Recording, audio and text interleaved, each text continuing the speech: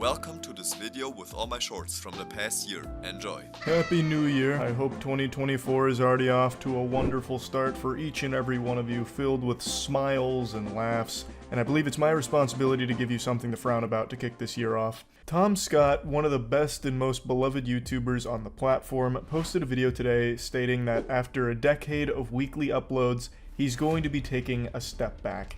It's not like a full-blown retirement because he still has other content that he will be putting out, but he won't be using his main channel the way he has been.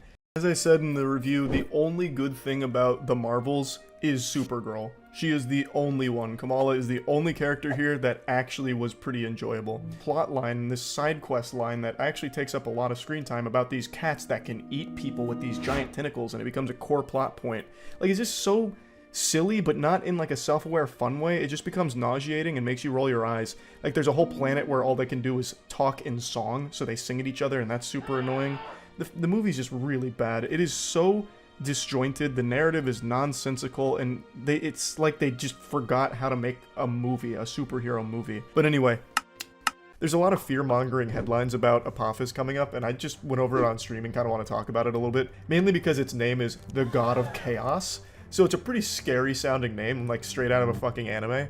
And I just find it to be extremely interesting. I don't think there's anything to worry about come 2029, but I thought I'd at least put it on your radar. We have confirmation that there's a chance. Apophis 2029. It's predicted, and I think it's like almost 100% certain to miss Earth, but it will be a close call, and it is a giant space rock barreling in this direction. I have said for about 5 or 6 years now that The Rock is the fakest celebrity in Hollywood. I truly believe that. I grew up a huge fan of The Rock. Like, he had a big impact on my childhood, but as he made it more into the mainstream consciousness, and as his fame grew, I feel like his soul kept getting chipped away at, whittled away, and now he's just this husk, this hollow shell that PR firms speak through. And he recently posted an Instagram video that seemed innocent enough on the surface, but if you dive a bit deeper, it actually gets quite nefarious. It's about his supposedly first time trying In-N-Out. This is the third time he's done it. He keeps pretending that he's trying In-N-Out for the first time every couple of years. Why? Why are you lying about that? I think the most influential streamer on Twitch right now is Morgpie, and she is so powerful that the Twitch policy team has to constantly be monitoring her. She was the pioneer that innovated the topless meta, which went hog wild. This was so big that the Twitch policy team actually had to come forward and make a statement and a guidelines update kind of addressing all of these things. She did receive a ban for it, but like Michael Jordan in his prime, you can't stop Morgpie, you can only hope to contain her. She's like the Jimmy Neutron of content on Twitch, just constantly having these brain blasts for new things to try. And the show really kind of blew my mind. It was my first entry into darker kinds of content, I suppose, which is a really stupid thing to say now, but as a child, you had things like demons in here, which to me was like super taboo, like demons from hell? Or excuse me, from heck? Ooh, goodness gracious. And blood? Oh, and Yusuke Urameshi, the main character, used to say things like, I'm gonna beat your ass, and I was like, ass? Doesn't he mean butt? You can't say ass on television. Oh, goodness gracious zoinks. And here's a little free Christmas gift for all of you out there. For all of you goofball goobers who don't know how to tie a tie, here's a little 4-second tutorial. You get your tie like this, and then you take this part, put it over this one in your hand, and then you make a little loop. You put this hand through it, and you get this little doohickey going. Put it around your neck, pull it through, and you get yourself like a tiny little Windsor, or a 4-in-hand. I don't remember what knot it's called, but Merry Christmas! It just wouldn't feel right if 2023 didn't conclude with at least one more horrible YouTuber apology video. For the last week or so of 2023, we were blessed with one more. James Somerton was pretty much caught with his hand in the cookie jar, plagiarizing his entire online content, fundamentally. He went offline, and then a couple days ago, posted a surprise apology video going over all of it, which he deleted a couple hours later when it didn't get the response he was expecting it to. I wanted to give you a little update on my dad because recently the two of us have embarked on a new journey here. It's one of my father's dreams. It's something he's talked about for as long as I can remember, when I was still just an infant, soiling my diapers and huffing glue. From the time I was born, basically, my father bestowed upon me an overarching quest, like something out of an MMO, like a long-term quest. And now, the two of us are finally going to try and complete it. My father's dream, that he's had for so many decades now, is to build a 32 Ford.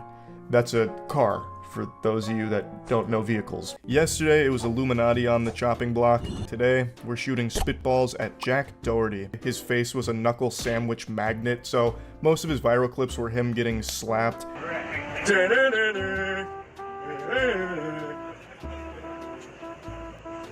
What?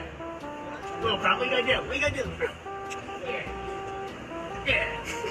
This is Jack's iconic shtick, where he walks around causing a ruckus. The second someone looks like they're ready to get confrontational with Jack, he has his security guards swoop in and stop it. Just put the kibosh on it immediately. But I still just feel the need to finally mention the Illuminati situation. Her career as a YouTuber has reached a screeching halt. April of this year, her ego got the best of her. A victim of her own hubris, she made a call-out tweet against Legal Eagle, a very well-respected YouTuber and a fucking lawyer too, by the way, claiming that Legal Eagle's team had stolen her editing style. Legal Eagle was easily able to dismiss this shit and dunk on it. I want to give all of you a follow-up to a situation I covered a little while back in regards to a popular YouTuber and a potential charity fraud situation. After an investigation was conducted by Some Ordinary Gamers and Carl Jobst, they found out that all of the money they've collected over the last 10 years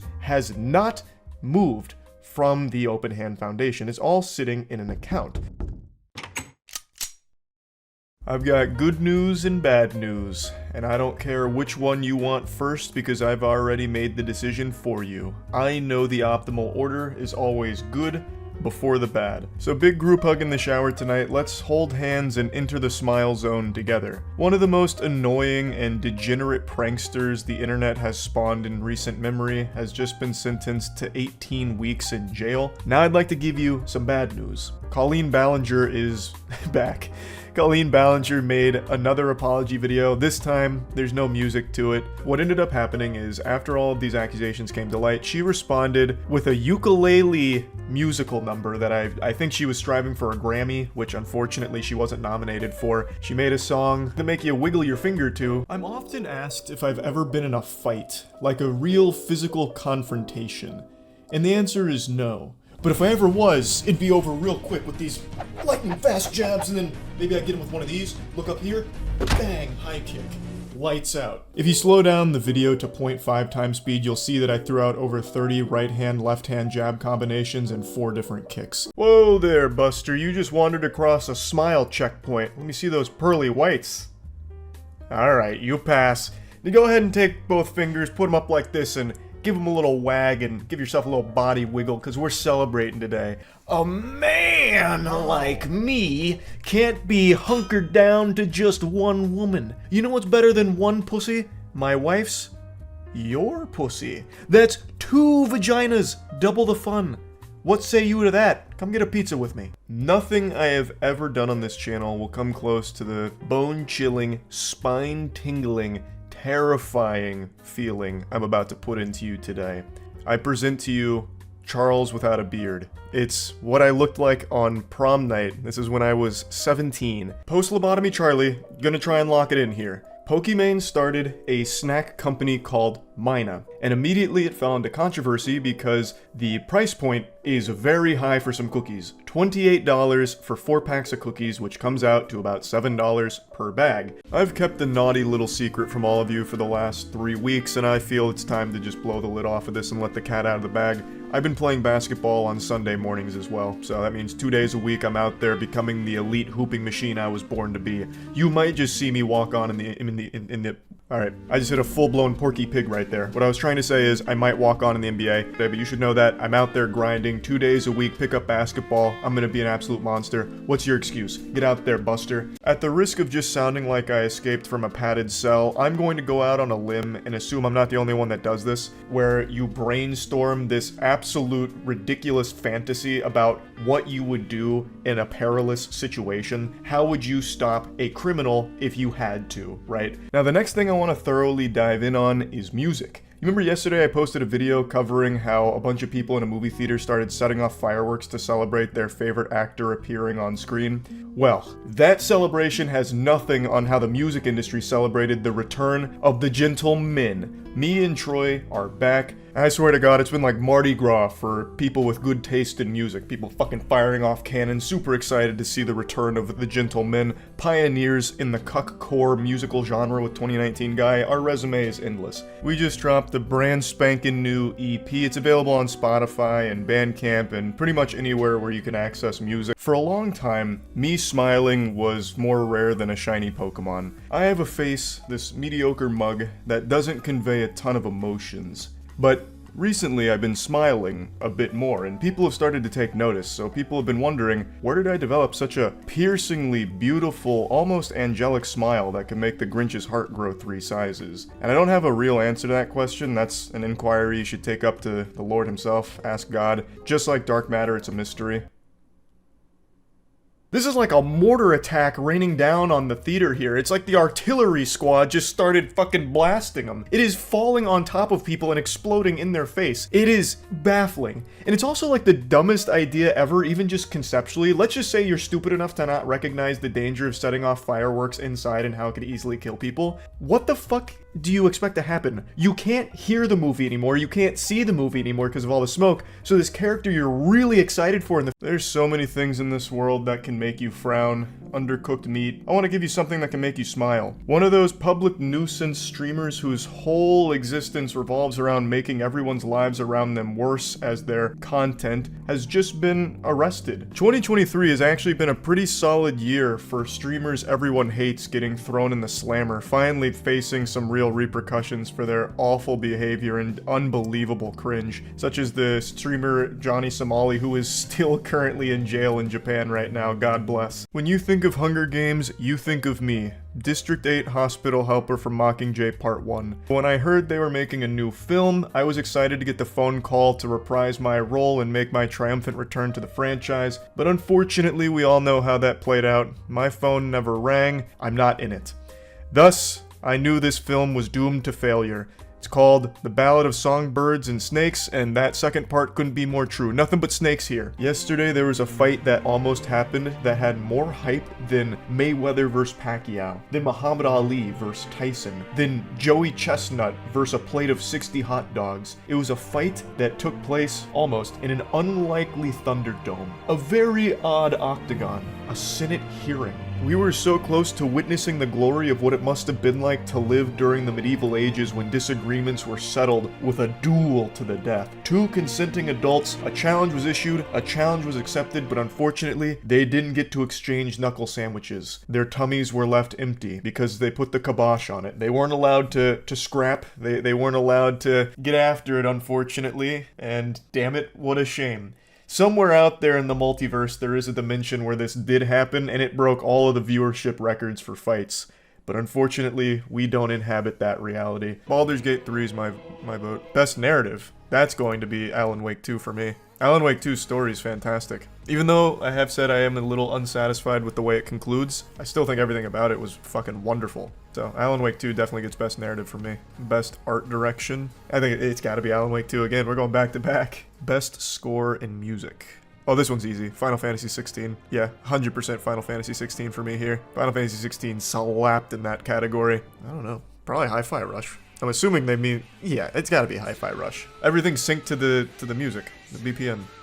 Not the BPM, the beats. That's gotta win just by default for that. This is a topic that I've talked about on the podcast occasionally and sometimes on stream, But overall, I feel the entire lore and situation around Boogie 2988 over the last like 5 or 6 years has just been incredibly sad. If you're at all interested in the story of Boogie 2988, I highly encourage you watch the whole documentary here. It's probably one of the most honest looks at anyone I've ever seen. Boogie is just an open and honest book here that's a little bit hard to read from because it is pretty eye-opening stuff. His fall from grace on the internet is an extremely well-cataloged downfall. It's not often that an internet content creator gets accused of doing some heinous, deplorable, degenerate, sketchy garbage, and you're caught off guard by it. Of course, there are those rare times where it really comes out of nowhere, you know, but it's never going to be something super shocking like Mr. Rogers just got revived from the dead and now he's beating children at a local elementary school or anything.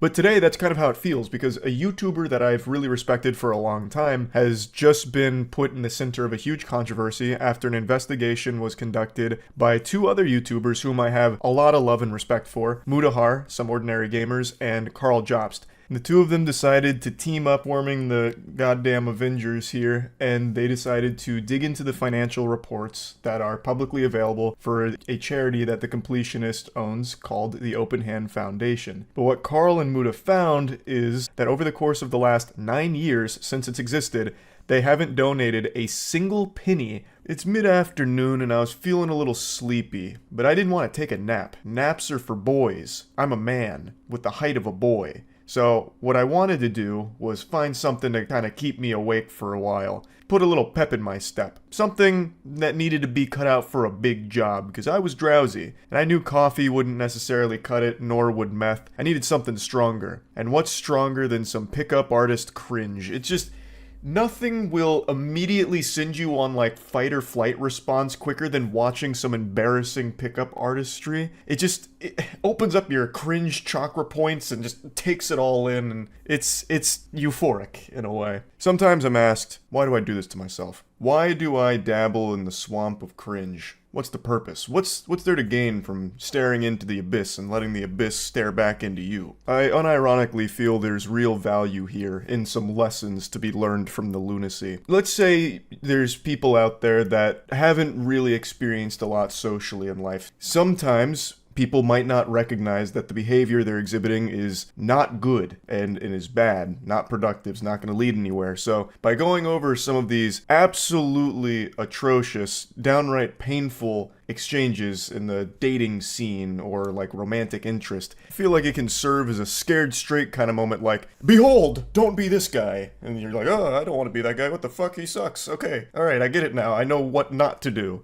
Or maybe I'm just reading way too deep into all this. I'm not a fucking hero. I'm not a psychologist. I'm just a guy here laughing at some goofy situations. Title's not clickbait. Roblox is officially planning on adding a dating component to their game. And I think it's a horrible idea. There's nothing wrong with finding true love in the cyberspace. I mean, I saw many marriages happen in RuneScape. Like, it is something that happens, and there's nothing weird about that or icky, yucky, you know, nothing peculiar. When you take a game that is primarily played by children, Roblox, and you try and add a dating component to it, which is 17 plus, which is very weird, by the way, to make it 17 instead of 18. I think that is an alarmingly stupid decision to do 17 when you could have just easily done 18, but regardless. To take a children's playground and then hijack it with a new component where you invite adults to be romantic with each other is really weird.